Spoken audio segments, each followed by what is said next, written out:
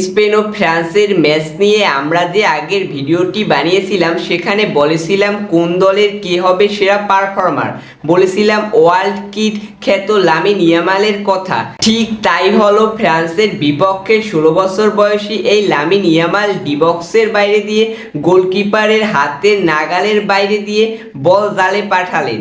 কি সুন্দর না ছিল তার এই শটটি। ফ্রান্সের কিলিয়ান এমবাপ্পে ও কোলোমানির কথাও বলেছিলাম। কিলিয়ান এমবাপ্পের অ্যাসিস্টে কোলোমানি 9 মিনিটে গোল করে। আরও বলেছিলাম বর্তমান পারফরমেন্সই মুখ্য। তাই হলো, স্পেন ফ্রান্সকে সেমিফাইনালে 2-1 গোলে হারালো। অসাধারণ পারফরমেন্স করেছিল ওলমোর।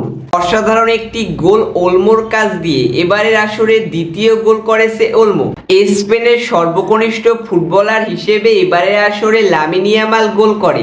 স্পেন এবারের আসরে পরপর 6টি ম্যাচ জিতেছে, যা আগে কখনোই করতে পারেনি স্পেন। ব্রাজিলের পর দ্বিতীয় দল হিসেবে ইউরোতে পরপর 6টি ম্যাচ জিতেছে স্পেন। ব্রাজিল কিন্তু বিশ্বকাপে পরপর 6টি ম্যাচ জিতেছিল। 1996 সালের পর থেকে ফ্রান্স যতবার সেমিফাইনাল খেলেছে ততবার তারা ফাইনালে গিয়েছে, কিন্তু এবার পারল না। এই ম্যাচে কোন দল কেমন পারফরমেন্স করেছে? এই ম্যাচে গোলবারে স্পেন শট মারে 5টি, ফ্রান্স গোলবারে শট করে 9টি, যেখানে ফ্রান্স এগিয়ে। শট অন টার্গেট স্পেনের ছিল 2টি এবং সেই 2টি গোল হয়। তাছাড়া ফ্রান্সের শট অন টার্গেট ছিল 3টি, 1টি গোল হয়। পজিশনের দিক দিয়ে ফ্রান্সের থেকে এগিয়ে ছিল স্পেন, যেখানে বলের পজিশন স্পেনের ছিল 500টি এবং ফ্রান্সের ছিল 339টি। পাস অ্যাকুরেসি স্পেনের ছিল 88% এবং ফ্রান্সের ছিল 83%। ফাউল স্পেন করে 9টি এবং ফ্রান্স করে 14টি।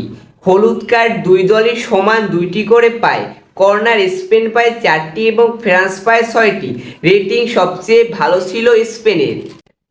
স্পেনের রেটিং সবচেয়ে ভালো ছিল ওলমো ও উইলিয়ামসের, যেখানে ওলমোর রেটিং ছিল 4.2 ও উইলিয়ামসেরও ছিল 4.2। লামিন ইয়ামালের রেটিং কিন্তু ভালো ছিল। ফ্রান্সের রেটিং ভালো ছিল এমবাপ্পে ও কান্তের, যেখানে এমবাপ্পের রেটিং ছিল 3.7 এবং কান্তের ছিল 4.0। এবার ফাইনালে কিন্তু স্পেন। কে হবে এবারের ইউফা ইউরোর চ্যাম্পিয়ন? স্পেন কি পারবে চ্যাম্পিয়ন হতে? সামর্থ্য আছে, এখন শুধু সময়ের অপেক্ষা চ্যাম্পিয়ন হওয়া। তো স্পেনের জন্য অনেক অনেক শুভকামনা।